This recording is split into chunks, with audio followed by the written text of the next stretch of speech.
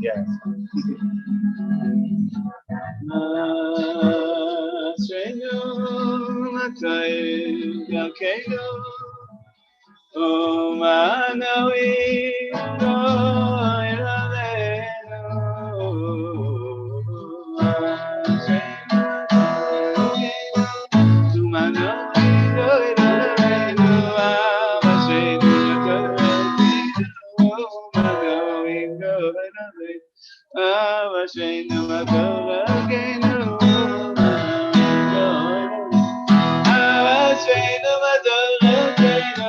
Yeah, please.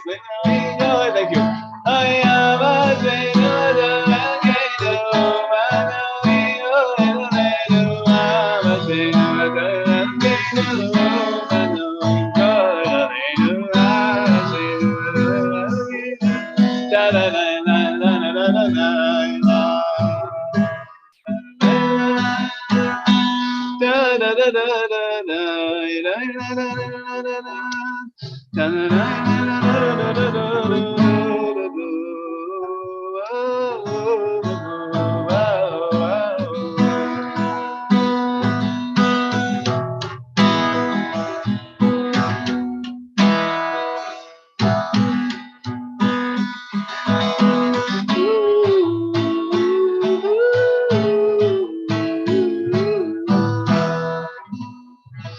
Walt. So we're celebrating the yahrzeit of Reb Nosson Breslover, who is, for me, I think the most hours of Chassidus that I've spent learning is his Torah, is from his books. I don't even know how to start about how connected I feel to this person. Of course, Rabbi Nachman is the Rebbe, but Reb Nosson, even in his lifetime, he once said, my table, mein Tisch is a shener Tisch than Rebbe's. My table is a more beautiful table than the Rebbe's table, he would say. And the Rebbe's daughter was like, what? He said, no, but it's all only b'koach the Rebbe. Only because of Rabbi Nachman that I have any thoughts at all. Like he took the seeds from Lichutei Moran of how to look at the world, and then he just danced with it so majestically, so magnificently, so exquisitely, that he was able to bring it down to people. So he wasn't himself able to get those original insights. That was the Rebbe. The Rebbe said, I can't say Torah lower than I teach it. I can't say anything lower. He said, I need Hashem should please send me someone who is a Baal Lashon Nifla, who is a wondrous with language, and who can explain my Torah. And he said it he said this like a few weeks or months before Reb Nosson came. And then Reb Nosson came and heard that the Rebbe had said that and wrote even that down. As he was to say, like a soifer, he mamash wrote down everything from him. Rabbi Nachman said if it wasn't for Reb Nosson, we wouldn't have a blettel shemus. We wouldn't have one page of holy words from me if it wasn't for Reb Nosson. We need that. We need people who ground us, who give us expression, who help us. We're all there with each other in different ways. And there's lots of places in the Likutei Halachos where Reb Nosson says that the way that you can vanquish Amalek, soon we're going to learn Purim Torah, the way you can really fight against the powers of the darkness of Amalek, which, loosely understood can just be, fighting the darkness of our own inner issues and issues we have with society and people around us. How can we conquer it? Only through, and here's my way of putting it, the magic of education. Meaning to say, the magic of a teacher and a student. Rebbe with a Talmud.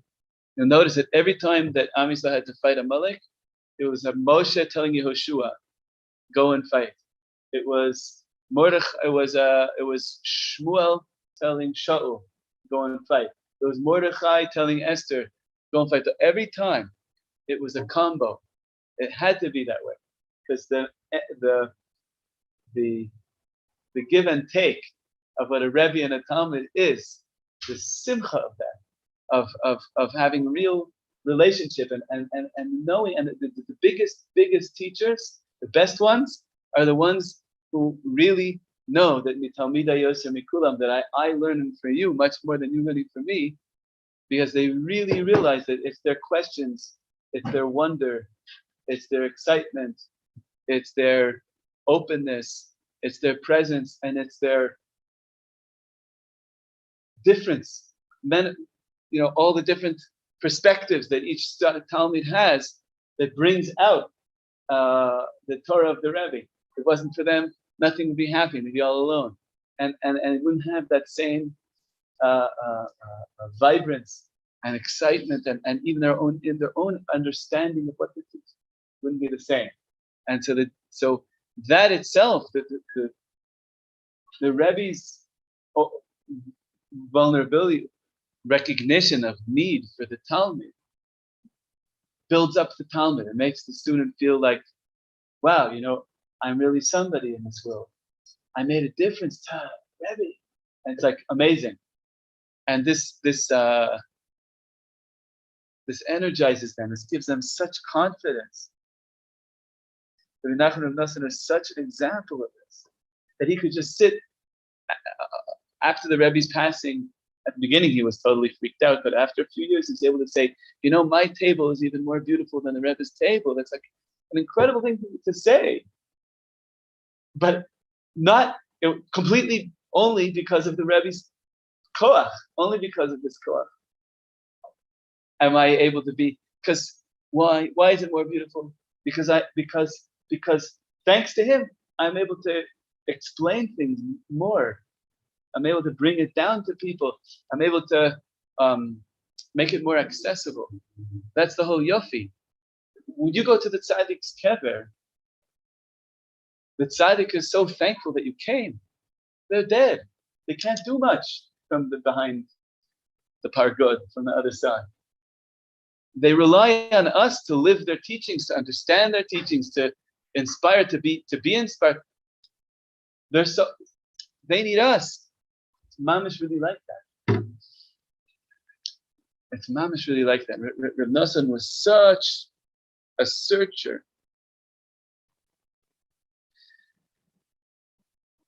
Which was typical in those days. People were searching.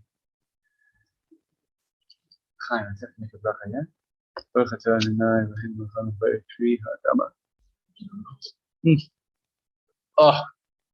it got hot. Baruch Hashem. Thanks, Kevin. But this is from Sadie. Do you know Sadie? She's the best. So good, right? It's the real stuff. Curly hair. So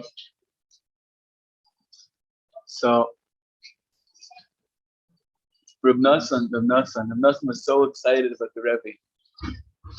He was such a searcher, and because he was such a searcher, he was so excited about the Rebbe.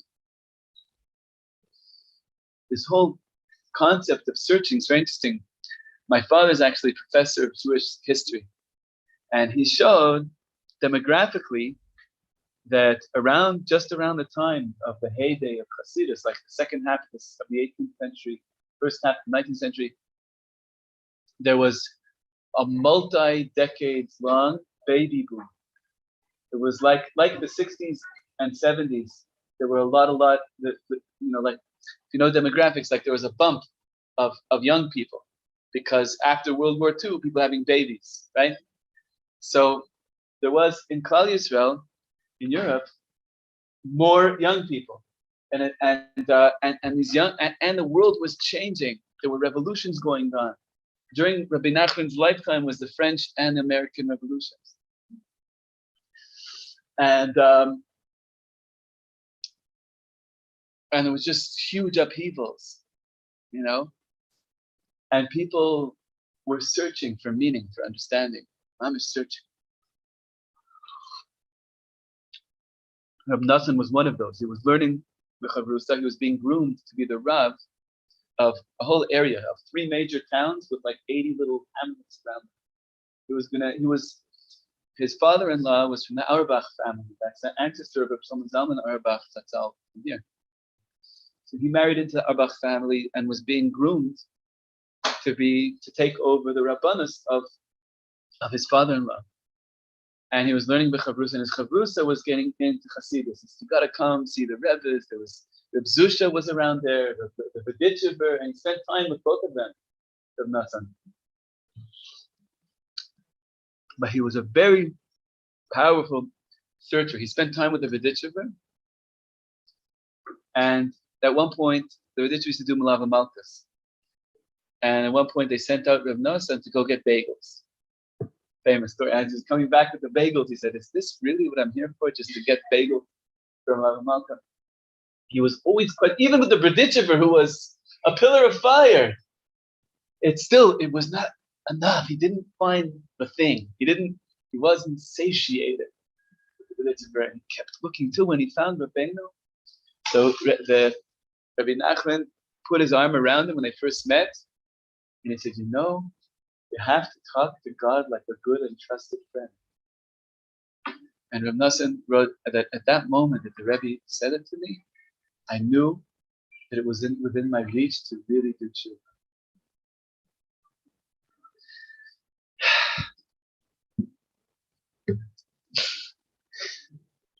Simplest thing in the world, to talk to God. The simplest thing. Hashem should open our mouths, Hashem should give us the time. While we're in this world, while we're in these bodies, to use this time. Make the sparkling 5 minutes here and there, 10 minutes here and there. Half an hour if you can push it, 45 minutes, give an hour, whoa. If we could, we really mamish talk to Hashem.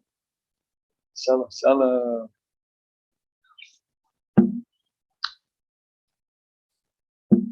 This is to you. Take some hot soup, it's mamish gewaldig. And there's buns, people should, you can watch this. I'm not see over here this. So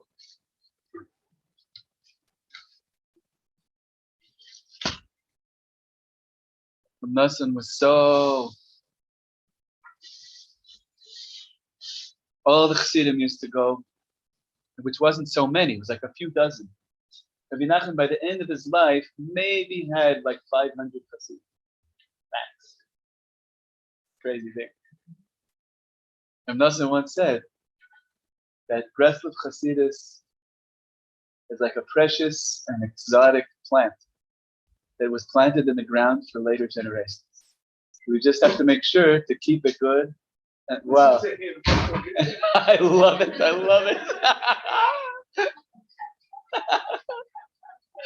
We got the best chevra here, I'm telling you. Brilliant.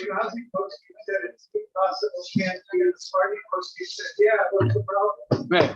And so they go.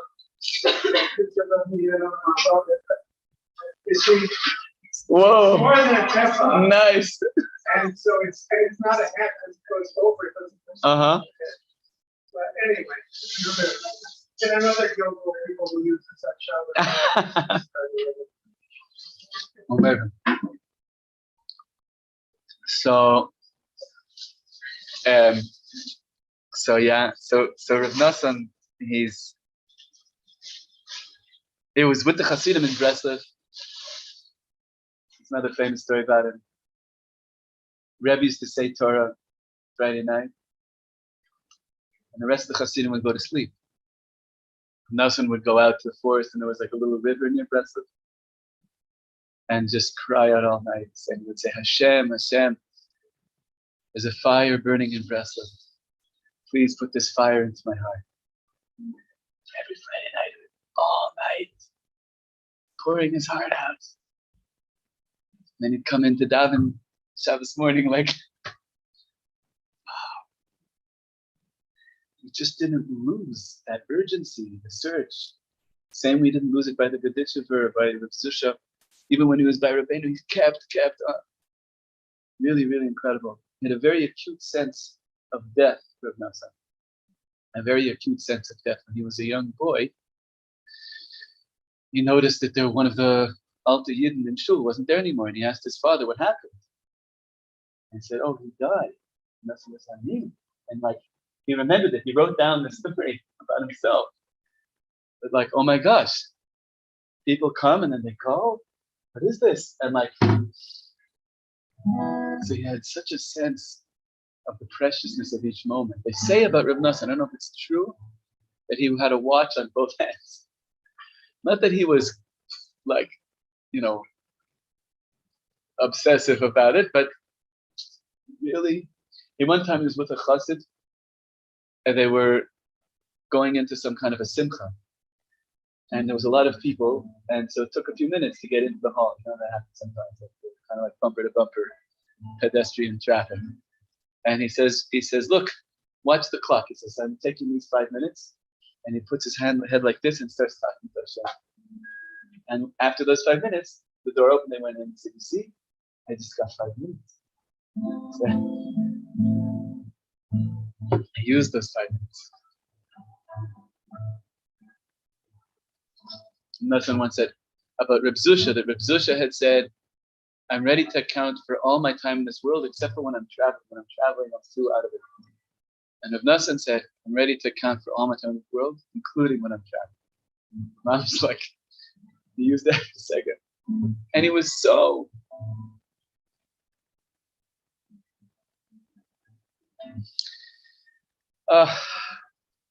stories upon stories. We got to get to Purim. I want to say one of the amazing things about somebody who's so sensitive to time and so sensitive to their search is that when he really found the Rebbe, he really didn't stop being excited about this. And you can feel it in his writings. For instance, he says about last week's parsha, Vayigash elav Yehuda, that Yehuda approached Yosef, right? He says,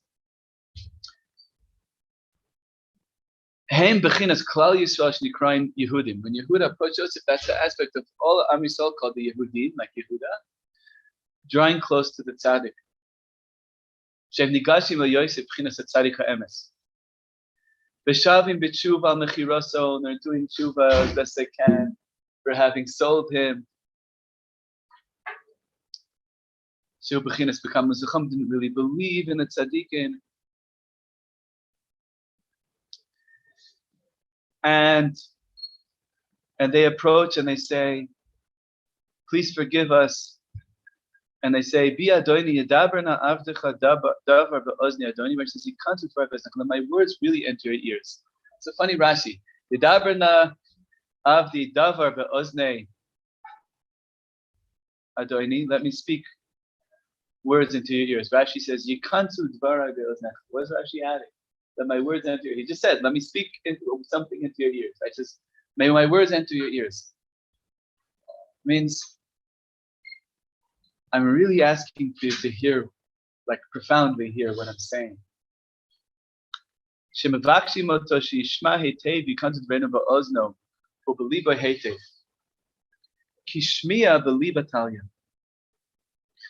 really hear depends on it really entering the heart. So it means says that my words enter your ears means let them enter your heart. What's going on with us in this world? We were learning this morning about advice, right? This is from that same piece in the Kudoros. That the Reb Nosson is teaching us, and it's based on Torah 61, Likutei Moharan. We'll get to Purim soon. Ikar Hatsara, the main trouble that we have in this world, we can't find advice on like what to do with our life. What am I really here for? Like, what really am I supposed to do? How can I get past specific challenges? And what's my like all overriding sense of purpose in life? What is it? And says, we'll get to you back to Yehuda and Yosef 1 second. He says, Avraham Avinu started this fixing of Eitzah. Iker Hatikun, Hischum Avram Avinu. He's the first one to start bringing Torah, which is the aspect of Eitzah. As the Zohar Kodesh says, the 613 mitzvahs are Taryag Itin, advice on how to be. Because Avram Avinu's kidneys, the Gemara says, became like two rabbis, and they were teaching him. Very interesting thing that it's two, wasn't just one. It was still, even on the inside level of Eitzah, there's still Chavrusa, there's still creative tension a little bit between the two kidneys. And he says that Avram is called, because he was bringing down Eitzah into the world, Zacha Shenikra Yo Eitz HaKadosh Baruch Hu. He grew to such a degree that he became Hashem's advisor. It's amazing. That's the whole story with Sodom. The first place we find prayer, kind of in an official way, in Chumash, is by Avram davening for Sodom. And Hashem coming down and saying, how can I conceal this from Avram? And he's kind of like saying, give me advice, Avraham. That's unbelievable. As the Chazal say, Midrash Rabbah, that Hashem consulted with the souls of the tzaddikim about how to create the world. It's an amazing thing, because that's something, what does that mean? It's before creation, that means it's before time, means it's above time, means it's still happening. And in some way, our own souls, because the souls of all of Am Yisrael are called Amech Kulam Tzaddikim, we were involved in the Eitzah. So on the one hand, we're trying to figure out what to do. On the other hand, we also architected the souls. Chaim.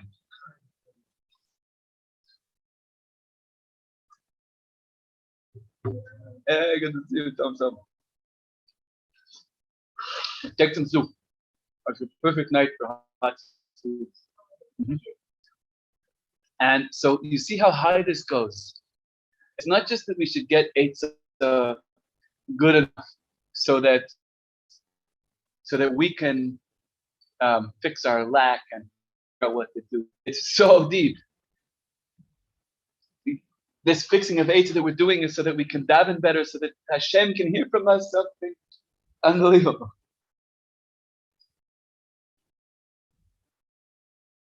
So that we could become his advisors. It really goes so deep.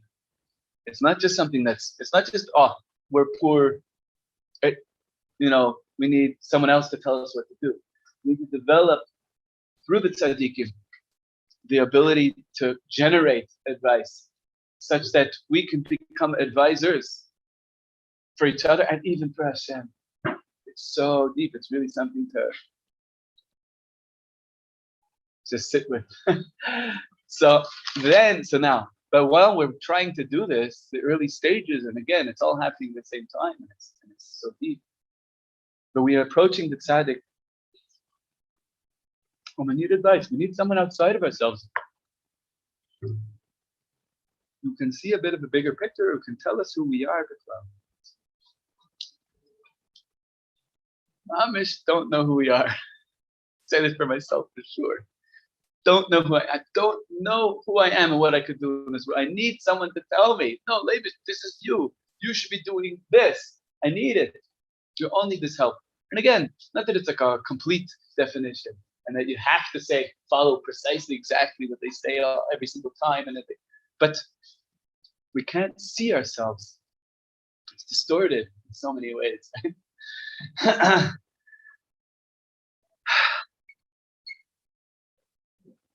So yikansu dvarai be'oznecha, that my words enter your ears. This is what we have to tell the tzaddik, as he says, even when you're going to ask advice from someone who is the real tzaddik, you still have to say, please, let my words really enter your ears.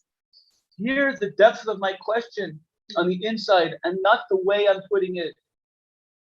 And not the dark, because while I'm asking for advice, I'm still in darkness. So the way I'm going to ask for it might still be, the tzaddik might still hear me asking for them to sort of help me with the way I'm already rationalizing things and to stay in the darkness a little bit.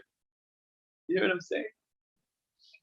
the way you want your urgency to overwhelm the way I'm phrasing it, because the way I'm phrasing it, I'm still stuck in it. So I'm still wanting to stay in the darkness. So please hear me that I'm really asking. And I really want a new, not, don't just say, oh, okay, you're there, so stay there pretty much. It could change a little bit, but I don't want to mess you up. No, I'm really asking. I'll put it the way Reb Nosson says it.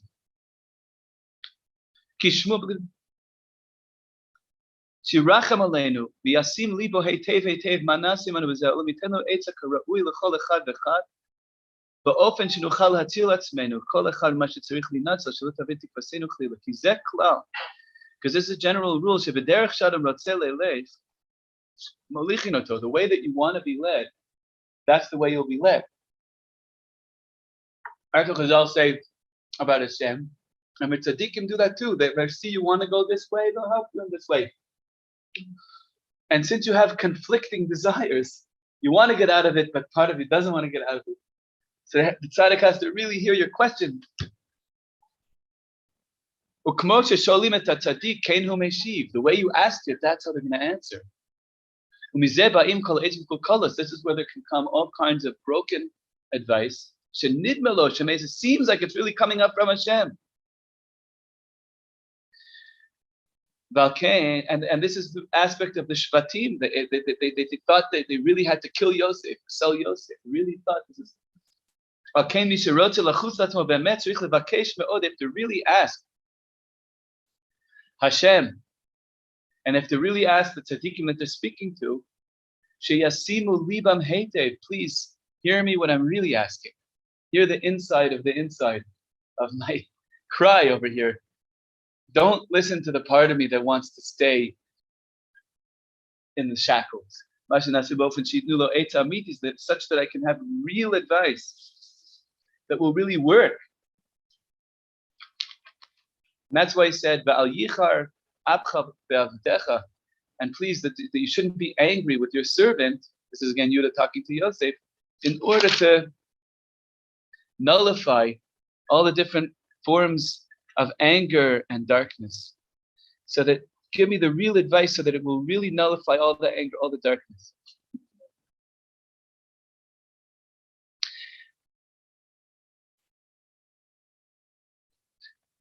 And that's why he says, Ki kamocha ki paro, because you are just like Paro. It's an interesting thing. On the simple meaning, he's saying, you have the same power as Paro, and you could save us. You could change your mind. You could let Binyamin go. But on the deeper level, Reb Nosson says, what is he saying? He says, Ki kamocha ke Paro. Just like Paro represents darkness, Paro is the letters Ha-Oref. Ha-Oref means the back of the neck. The back of the neck represents,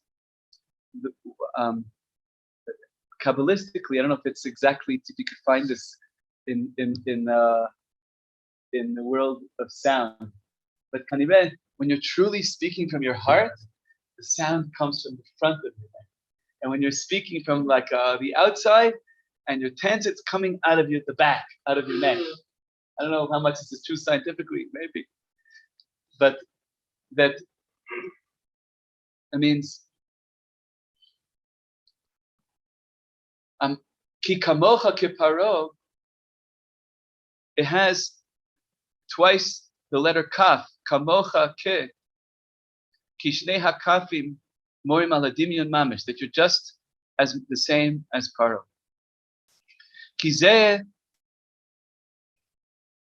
that in the same way, to the same degree, kefi ma she Paro, shehu kilkul ha'etza, that represents the breakdown of advice. It is so strong.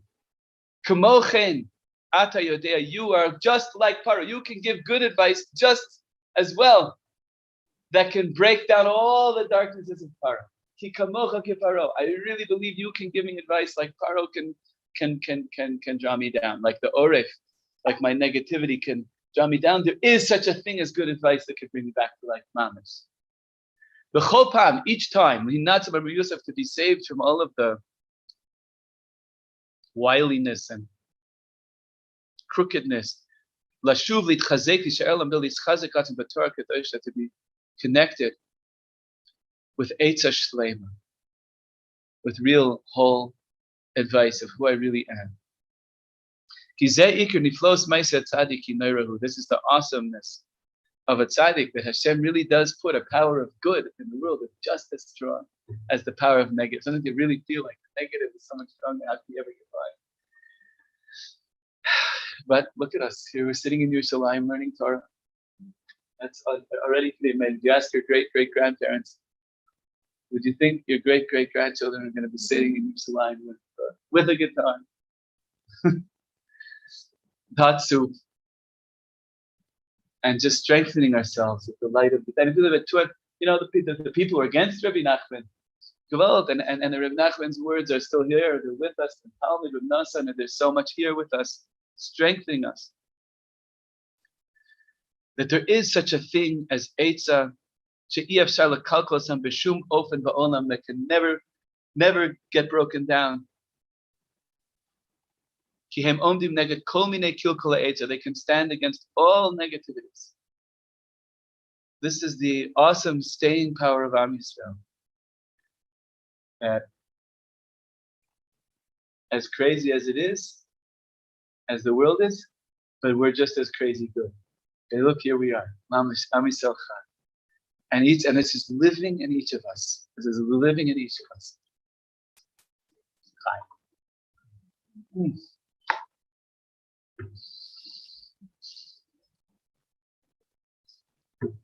Now we'll fly a little bit with nothing. We'll go further into this. We'll you can pass it to Shlomo. You could strum along while we're going. As we'll get into Purim very soon. Are we probably holding the time? Is Eitzah. This is a good one. It says the Torah that we learn, this is our food, right? But we need to wash it down. The Chazal say in Brachas Mem Tes Amud Beis, "V'chalta v'savata u'brachta." You should eat to be satiated and blessed. V'savata, the Chazal say, is shtia, is drinking. It's not really a full meal if you don't also drink a little bit. Why? It helps the food to flow through and be digested.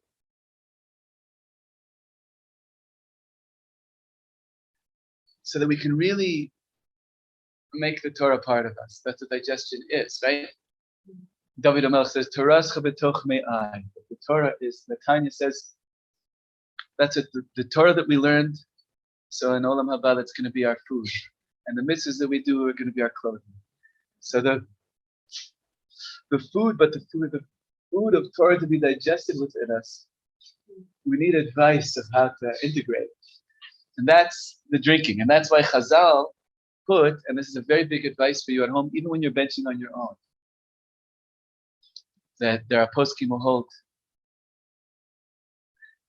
that the Bach was an ancestor of Reb Shlomo, and the Yamshel Shlomo, they hold it's mitzvah and a muvchar. It's the best thing to bench to do birkat hamazon on a cup. To use your kiddush cup and put grape juice or wine and bench over the kos. Because it's Reb Nassan, kos shel birkat hamazon ubechinas eitzos. Ki ikar hayeshua hu shleimus ha'eitza. Kos Yeshua is esa b'shem Hashem v'krad. The cup of Yeshua. That's what Eitzah is, the Yeshua. Eitzah is the closeness, is the connectivity. That's what the real Yeshua is. That everything I'm learning, everything I'm integrating through this meal should be digested within me. That's the rabbinic aspect. The rabbis instituted this opinion of Kotel Bracha. Right?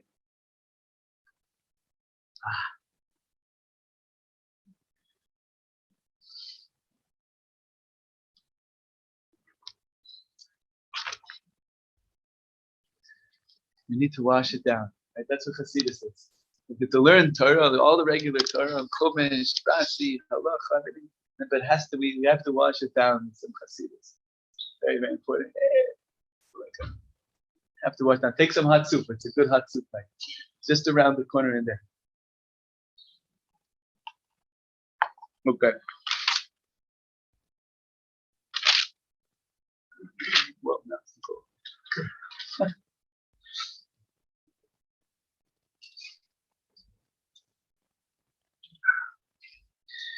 So, how did this relate to Purim? This is all in Hilchas Tainis Halacha Dalet Nasa.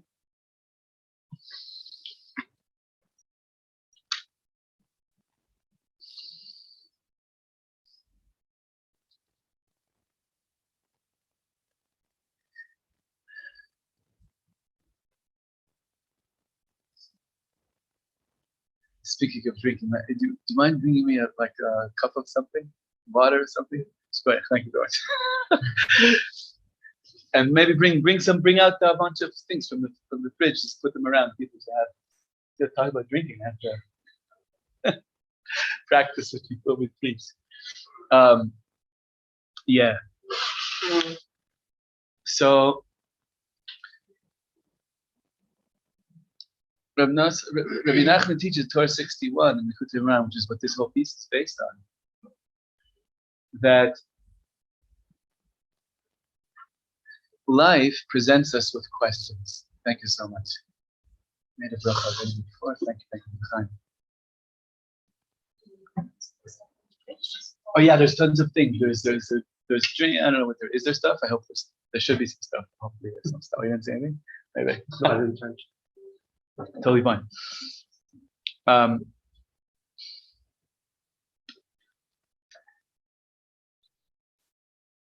He says like this, right? Believing and connecting to the tzaddikim and receiving the advice that we need and growing ourselves to find our own inner advice. We're very, very interrelated. He says like this. How do I come to really believe in the tzaddikim? We have all these like books of the oral Torah, and this has always been a big issue through Jewish history. Is okay, the scriptures are holy, the Tanakh. But who says the rabbis, all these rabbis, they're just people. Who says that what they say has any holiness? If their books fall on the floor, why should I kiss them?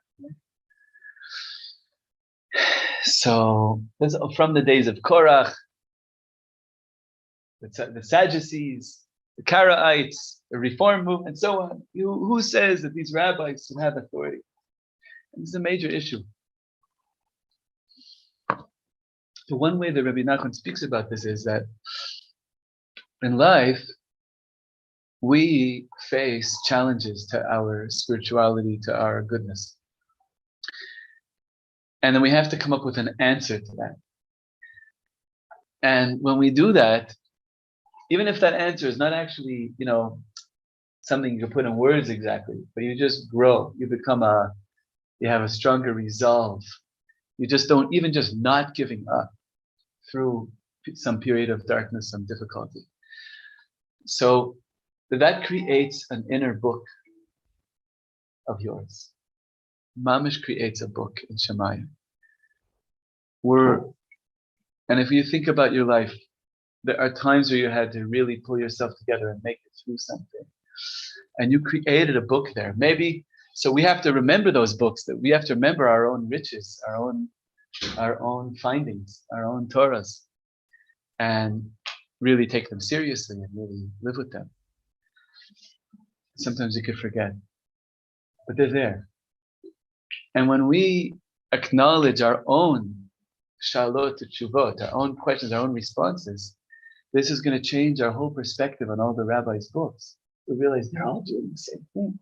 What I did on the inside, that's what they are all doing. So suddenly all these books are like a treasure. Not because someone told you, submit to the authority, but because the Rebbe is telling you, you've been there yourself, and you're creating books yourself.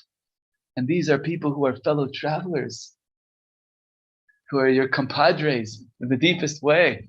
They're also doing that, trying to figure it out. What does Hashem want from me now? How could I get through this? And what does this mean? And what does that mean? How do I understand?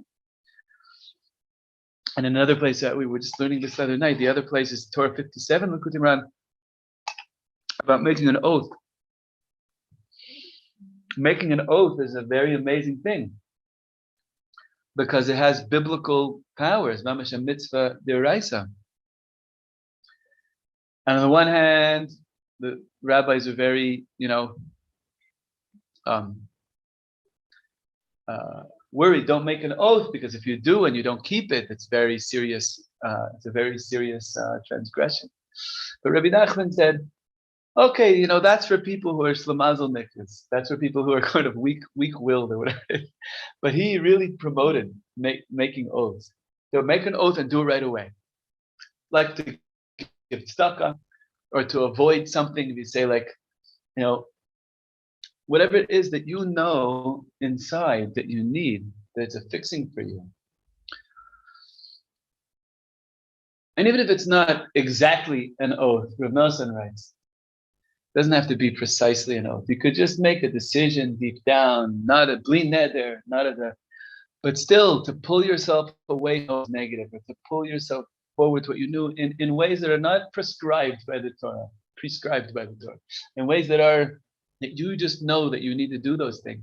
And then they become mamish real for you. It says, when you do that, your neshama ascends to the same place with which the rabbis understood how to interpret the verses and the halacha in Torah. And through that, you can recognize where they were coming from. So in both of these instances, the way you connect to the oral Torah and to the advice that's in the oral Torah and to the whole kind of place that the tzaddikim are coming from is by finding it in yourself. Whether it's through your own book of responses to difficulties and challenges, or whether it's through your own oaths or deep decisions that you make, that you knew what would that sense, that inner sense of rightness that you found, you realize that that's where they're all coming from. And suddenly, the interpretations and the books of the rabbis become so much more real for you. It's such an amazing way to connect to rabbinic authority. It's so awesome and it's so personal. And so Rav Nosson writes, this is the amazing thing of what the Megillah is. Megillah Esther, getting finally poor. This is the amazing thing Megillah Esther is. That all of Am Yisrael responded and davened so deeply. Mordechai went out and screamed. When the greatest leader of the generation goes out and screams, and the heroine Esther, the great tzaddikus, goes and tells everyone, fast for me. Fast sumu alai, which is such an amazing thing to say. It's not just me, the tzaddikus, fixing and saving the day. You all with me, we're going to fast together to do this. And what emerged from there was a book, such a holy book, the Megillah. Whoa. Shehu ha-Megillah ha-Kedosh hu persumei nisa shemefarsemes umegalis hashgachos baruch hu b'chol eitz, that it reveals Hashem's closeness and connection to us at every moment. Even when things are so dark, that Hashem is there all through the whole story, from the beginning to the end, everything, setting it all up for the great turnaround of Purim. And he says, Ki kol ha'mo'adim hem zeicher l'tzias Mitzrayim. All of the holidays are a memory of leaving Egypt. So great. But what happened then was big supernatural miracles, that those miracles could only be for a certain amount of time. The whole idea of supernatural is that it's exceptional. It's exceptional. It's a special moment where nature gets suspended and go past nature. But Purim was totally within nature. Purim was a sense of Hashem being with us all the time. So it's not a high. Purim is more like a doorway that you walk through and you're never the same. Purim is an experience of Hashem being with us the whole way through.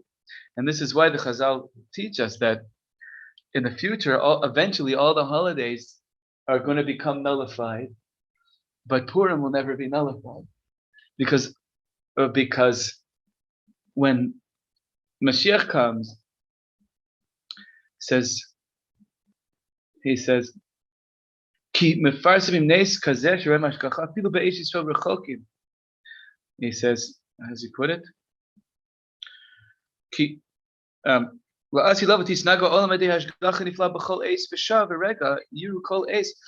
Mashiach comes, we're going to see all of reality will be every moment a sense of connectivity.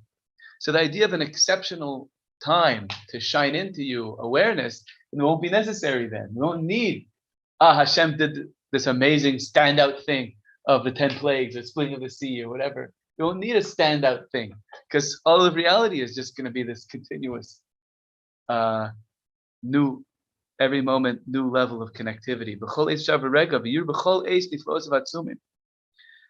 So Purim is the only holiday that jives with that works with all the other holidays are about exceptions. And Purim is about the rule itself. Purim is about life itself. Purim is about life itself.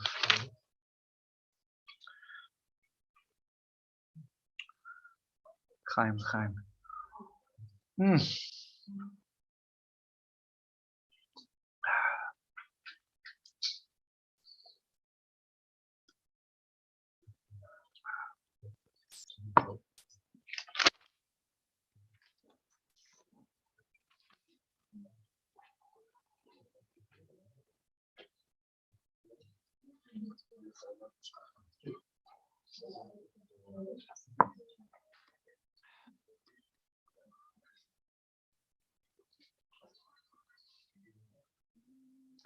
Yeah.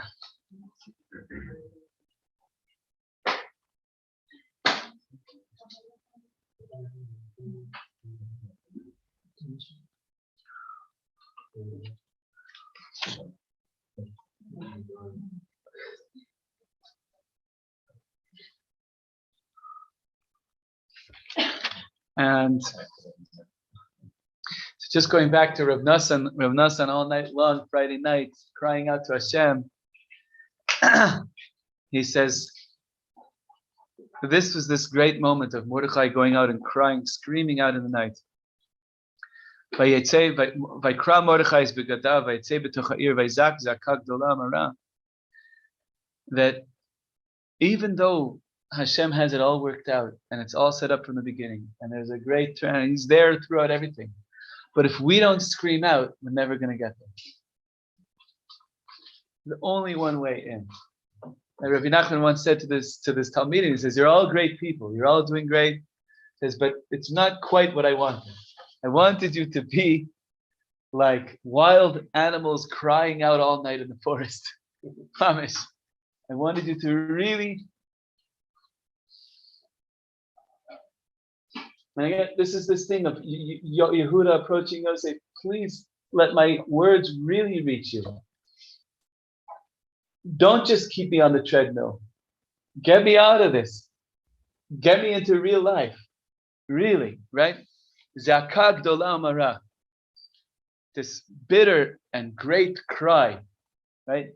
And the tzaddikim give us this. This is the great cry of Rabbi Nachman, of all the tzaddikim, of Mordechai, that wakes us all up to do that too, to really, really daven, to really, really ask, to truly ask. He says,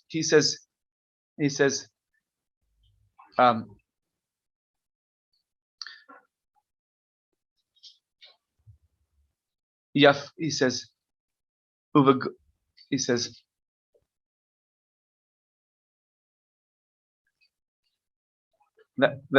that's this idea that even though I'm trying to find it in his words.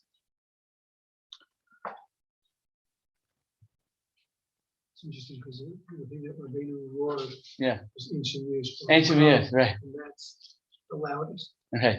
That's the roaring of his terms. But he's saying ancient years is there is no despair in the world. The Rabbi Nachman said it with Rav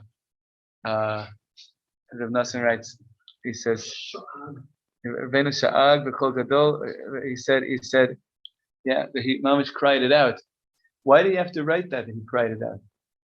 It's because to have that ability to really not give up, it can't just be an informational thing. Oh, there's no despair, don't despair.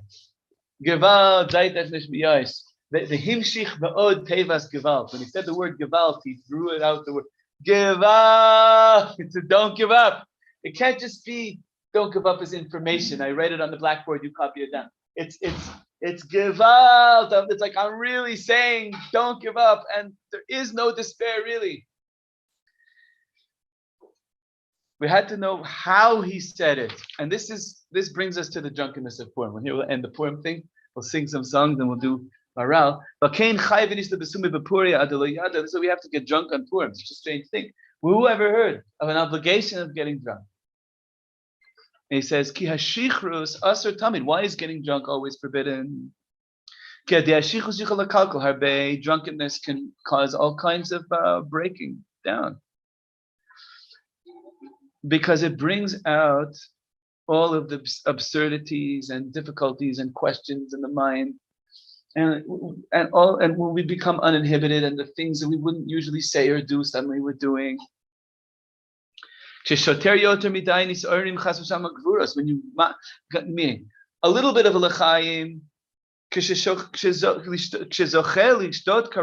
Chazal say, when you drink in a nice amount, the right amount, you could actually expand your mind. There's a whole Torah Gutim about that. The drinking can be an expansive experience.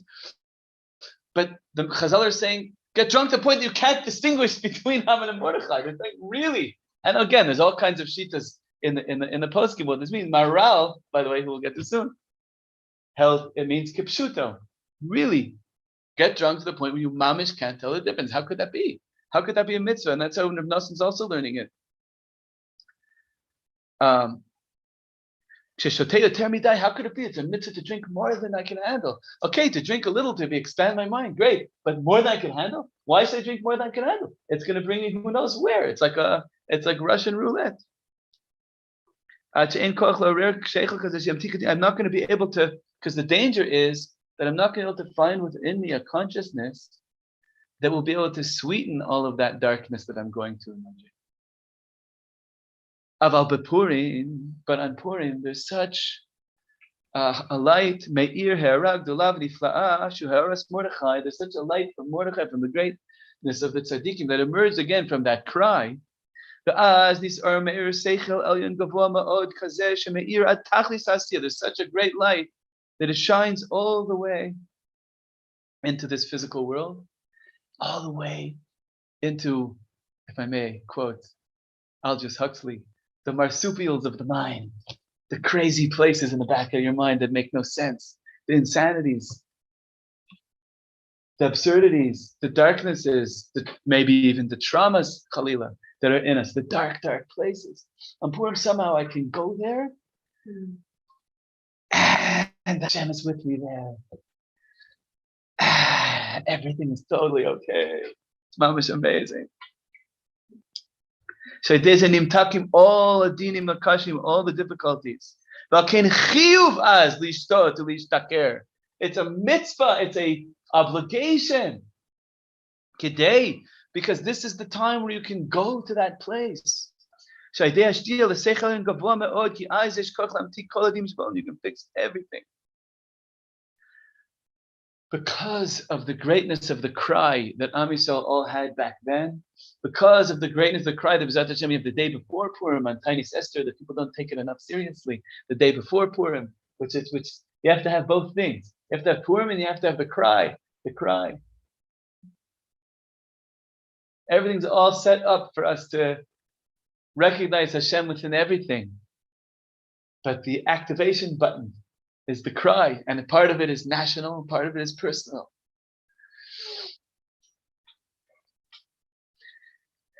And Reb Nosson says in a different Torah, in Bechor Behemoth Dalet, he says, on Purim, this is what's going on.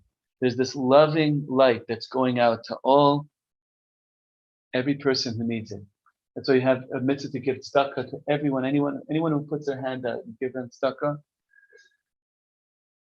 We send our friends food items, the sweetest little nothings to each other, because we need it. As someone once said, I get by with little help from my friends. Need it. It's not enough. Like, okay, I don't need tzedakah, but I need gifts for my friends. Not optional. just need gifts to my friends. I need to know they care about me. And I need to give gifts to my friends. We need to know that we have that. Mishloach manot ishtari eyu. I need to hear the Megillah. I need to hear how Hashem is with me in all my stories and all the depths of from the dark to the light. It's all Hashem's there and all of it, everything. And when I get drunk, I need to send the deepest, most lost and absurd, splintered parts of myself. Alachai. Hashem's there too, in there.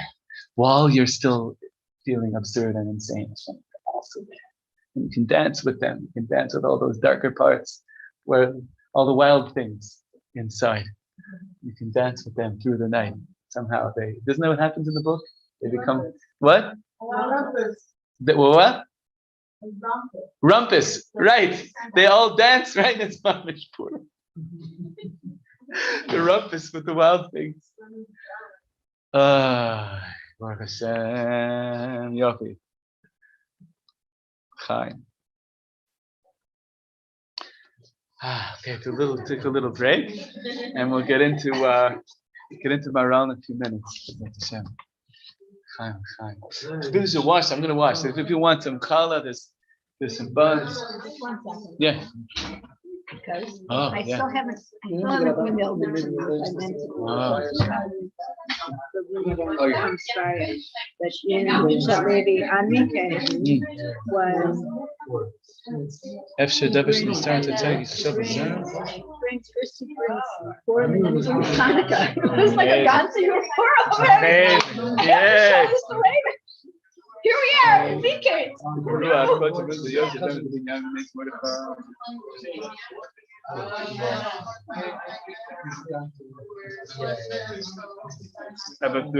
Wow. I also know the older brother who was in America. Yeshiva, he never went to Yeshiva.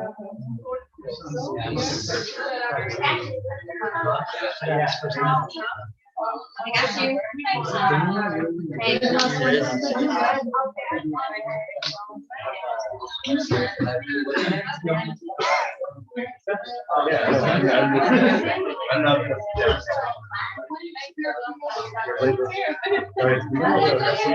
But maybe somebody.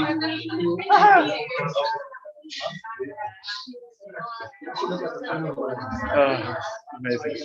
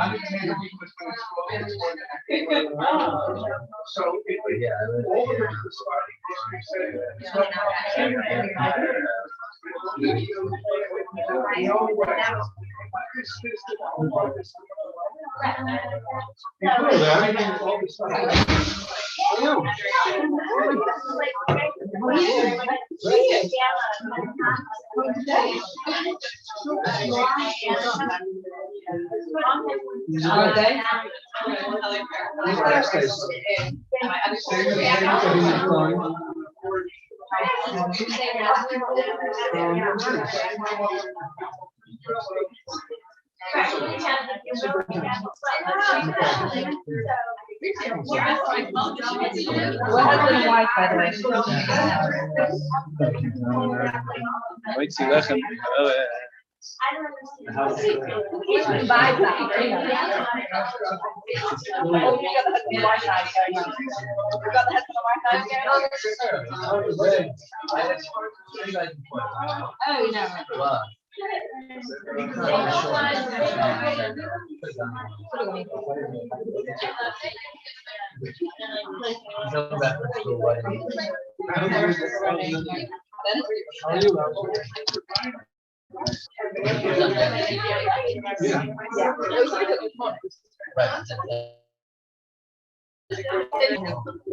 Converse.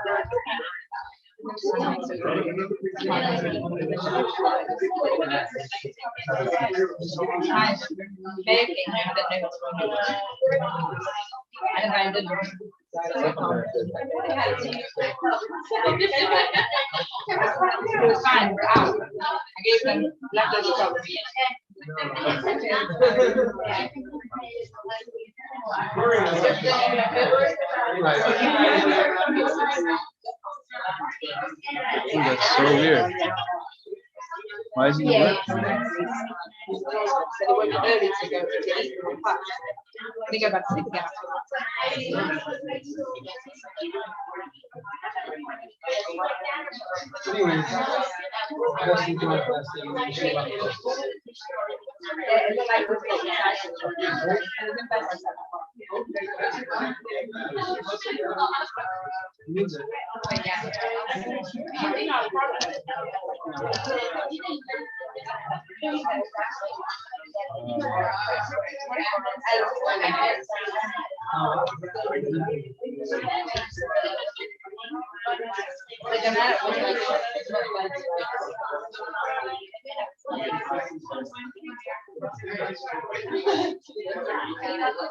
Hey, it's still totally going.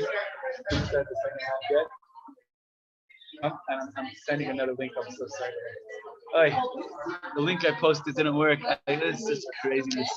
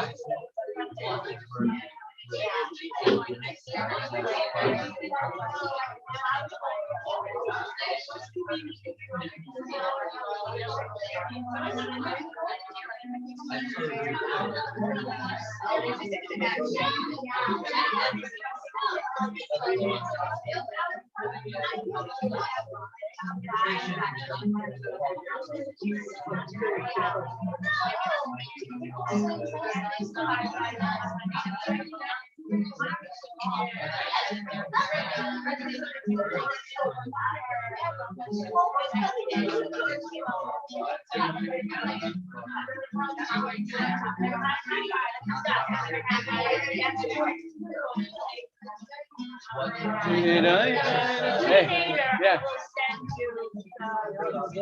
Thank you. Appreciate it. Oh, it's just a simple, yeah. It's beautiful. Awesome. Yeah. Every parent deals with the fact that child they develop. We have to weigh in. Is this real something to self? Is this part of maturation he has to work on? Right. That's what he's hitting. He's hitting the parental part of the and of course Exactly. So right. So Yosef puts it causes tsar purposefully 2 times, and then but this time And the voice part, yeah. I can't reason it through physiologically, but my son who's studying opera reached the point where he's doing physiotherapy to relax the upper part of his back and the back part of his neck so that he can project the voice. But I don't understand it. But explain it to me. There is something to that. But I don't understand it, but I've been listening to lectures on this for the last 3 years. Whoa. There's a Chinese orthopedic surgeon who's there in Antwerp who can't get a license as a doctor. She's working as a physiotherapist. It's working on my son. Because it's really cool because he never gets to work on a singer. There's a whole different set of puzzles. I've been listening to this like every other day. I don't understand that.